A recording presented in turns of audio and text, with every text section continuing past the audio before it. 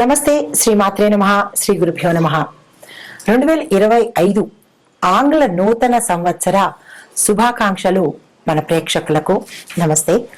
అయితే ఈ 2025 కొత్త సంవత్సరం వచ్చేసింది అనగానే ప్రతి ఒక్కళ్ళలోనూ కొత్త కొత్త ఆశలతో పాటు కొత్త కొత్త కోరికలు, కొత్త కొత్త కళలు కూడా, అంటే పాత కళలను సాకారం చేసుకోవడానికి కొత్తగా ఈ సంవత్సరం కొన్ని డ్రీమ్స్, కొన్ని మోటోస్, అంటే కొన్ని గోల్స్ కొంతమంది పెట్టుకుంటూ ఉంటారు. అయితే వాటికి మన గ్రహాలు, మన జాతకంలో ఉండే ఫలితాలు కూడా అనుగ్రహిస్తే కనుక విశేషమైన ఫలితం చెప్పొచ్చు.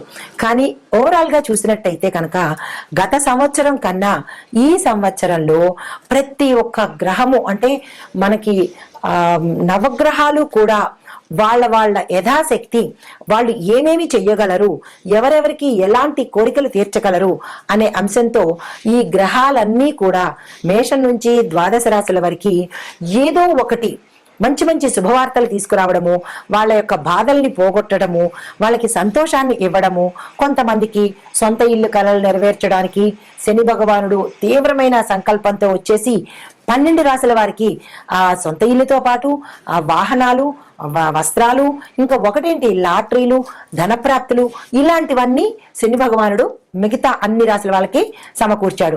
అయితే దానిలో మేమేమీ తక్కువ కాదు, మేం కూడా మిగతా రాశుల వాళ్ళకి, మేం కూడా అన్ని రాశుల వాళ్ళకి, ప్రజలందరికీ కూడా మంచి చేద్దామని వచ్చేస్తున్నారు రాహు కేతు అనమాట. అయితే ఈ 2025లో రాహు కేతువులు ఒక ప్రతిజ్ఞ చేశాయి. ఏంటి తెలుసా?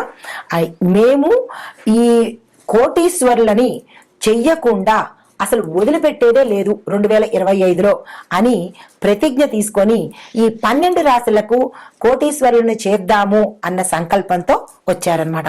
అయితే వేద జ్యోతిష్య ప్రకారము రాహు కేతులకు ఒక ప్రత్యేకమైన స్థానం ఉంది. వాళ్ళని ఏమంటామంటే ఛాయాగ్రహాలని, పీడగ్రహాలని, కీడు గ్రహాలని మనకి ఒక నానుడి ఉందనమాట. కానీ అవి కూడా చాలా మంచి చేస్తాయన్నమాట. ఆ గ్రహ అధిదేవతలు కూడా ప్రజలకు మంచి చేస్తాయి. ఏదైనా కానీ మన యొక్క కర్మ బట్టే ఏ గ్రహమైనా ఉంటుందన్నమాట. అయితే ఈ నీడ గ్రహాలు లేదంటే కీడు గ్రహాలు అయిన ఈ రాహు కేతువులు ఆనందానికి కూడా ప్రతీకం చెప్పొచ్చు. మనం అనుకుంటాం రాహు కేతువులను తిట్టుకుంటారు, కానీ కేతువు ఆధ్యాత్మికతను ప్రసాదిస్తాడు, రాహువు సంపదను కూడా ప్రసాదిస్తాడనమాట. ఆనందంతో పాటు సంపదను కూడా ఇస్తారు. ఈ వీళ్ళిద్దరూ కలయిక అపూర్వం, అమోఘం అనమాట. అయితే ఈ 2025లో మే 18వ తారీఖు నుంచి రాహువు మీన, కుంభ రాశుల్లోకి వెడుతున్నాడు అనమాట. అయితే ఈ రాహువు మీన కుంభాల్లోకి వెడుతుంటే కేతువు సింహరాశిలోకి ప్రవేశించాడు. ఇదే సమయంలో కేతువు కన్యరాశి నుంచి సింహరాశిలోకి సంచారం చేస్తున్నాడు.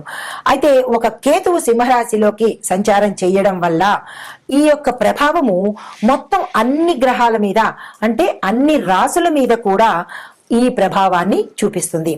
ఈ కేతు సంచారము 12 రాశుల మీద విశేషమైన ప్రభావాన్ని చూపిస్తుంది.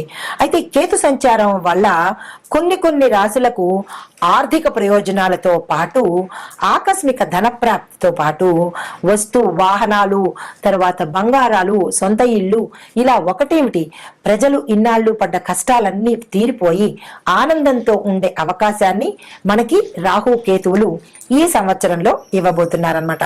అయితే ఆ అదృష్టాన్ని అందుకునే రాశులు ఎవరు అంటే ప్రప్రథమంగా మనం మొదటి నుంచి చూసుకున్నట్టయితే కనుక తదుపరి రాశి కర్కాటక రాశి. ఈ కర్కాటక రాశిలో కేతు సంచారం వల్ల వీరికి సానుకూలమైన ఫలితాలు పొందడంతో పాటు వ్యాపారాలు చేసేవాళ్ళు కానీ, వాణిజ్య పరంగా కానీ, పారిశ్రామిక పరంగా కానీ వీరికి మంచి లాభాలు వచ్చే అవకాశం కనబడుతోంది. వ్యాపార విస్తరణకు కానీ, భాగస్వామ్య వ్యాపారానికి కానీ వీరు రాహు కేతువులు వీరికి మంచి అనుకూలమైన సమయాన్ని ఇస్తున్నారు. దాంతో పాటుగా ఆకస్మిక ధనప్రాప్తి, వాహన ప్రాప్తి, తర్వాత సొంత ఇల్లు కొనుక్కునే అవకాశము ఈ రాశి వారికి కనపడుతోంది.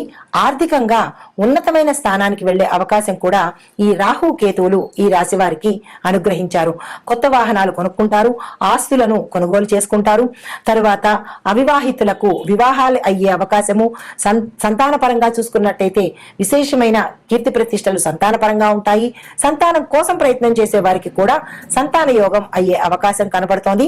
తర్వాత శుభకార్యాల్లో పాల్గొంటారు, మీ ఇంట శుభకార్యాలు జరిపించుకుంటారు. దానితో పాటుగా బంధుమిత్రుల కలయికతో, కొత్త బంధువుల రాకతో చాలా హాయిగా సంతోషంగా ఉంటుంది. ఈ కేతువు ఈ రాశి వారికి ఇచ్చిన వరాల జల్లు ఇది. ఆనందాలకి ప్రతీక ఈ రాశి వారికి. గతంలో పడ్డ కష్టాలన్నీ కూడా తీరిపోయి చాలా సుఖ సంతోషాలతో ఈ కేతు యొక్క అనుగ్రహంతో వీరు ఉండబోతున్నారు. కాబట్టి వారు వరాల జల్లు కురిపించినప్పుడు దానికి ప్రత్యేకంగా మనం కూడా వారి యొక్క ప్రీతి కోసం మంచి పనులు చేయాలి కదా. అది ఏమిటి అంటే ఆ రాహుకేతుల యొక్క ఆలయం దర్శనం చేసి, అంటే నవగ్రహ ఆలయాలు దర్శనం చేస్తూ వారి ప్రీతి కోసము జపాలు, దానాలు, హోమాలు ఇలాంటివి చేసుకున్నట్టయితే కనుక ఇంకా వారి యొక్క విశేషమైన కరుణను పొందే అవకాశము ఈ రాశి వారికి కలుగుతుంది. కాబట్టి వారి యొక్క ప్రీతి కోసం మనం ఇవన్నీ చేద్దాము, మరింత అనుగ్రహాన్ని వారి నుంచి మనం పొందుదాము. ఇది ఈ రాశి వారికి చెప్పదగిన విశేషమైన ఆనందమైన సంతోషకరమైన ఫలితాలు అని ఆశలు కూడా మనకి ఉంటుంటాయి. అందులో పెద్దగా కళలు ఏంటంటే సొంత ఇంటి కళలు. అంటే మనకి సొంత ఇల్లు గతంలో రాకపోయినా ఈ సంవత్సరంలో వస్తుందా, ఏ దేవుడైనా అనుగ్రహించపోతాడా అనే ఆశతో ప్రతి ఒక్కళ్ళం ఉంటామన్నమాట. అయితే మన ఆశను ఈ సంవత్సరం తీర్చడం కోసం కొన్ని గ్రహాలు మనకి ఈ పంటను, అంటే ఈ కలల పంటను తీర్చడానికి మన దగ్గరికి వచ్చేస్తున్నారు.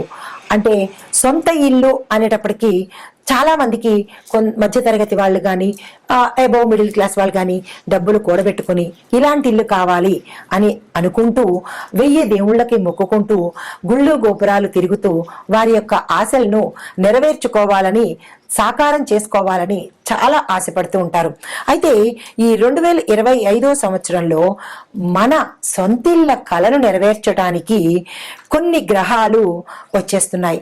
ఆ గ్రహాలు ఏమిటి, ఎవరు మనకి సొంత ఇల్లు ఇస్తున్నారు, ఏ రాశుల వాళ్ళకి సొంత ఇల్లు ఇస్తున్నారు అనే అంశాన్ని మనం పరిశీలన చేద్దాము. కర్కాటక రాశి వారికి జనవరి నుంచి ఫిబ్రవరి, మార్చి, ఏప్రిల్ ఈ 4 నెలల్లోనూ మీకు అయ్యే అవకాశం కనపడుతోంది. అంటే ఈ 4 నెలల్లో కర్కాటక రాశి వారికి కూడా సొంత ఇల్లు కల నెరవేరబోతోంది. దానికి తగ్గ ప్రణాళికలు కానీ, యోచన కానీ, దాని తగ్గ ఏమైనా నిర్ణయాలు తీసుకోవాలంటే కనుక కర్కాటక రాశి వారు తప్పనిసరిగా ఈ సంవత్సరంలో మీ యొక్క కలను నెరవేర్చుకోండి.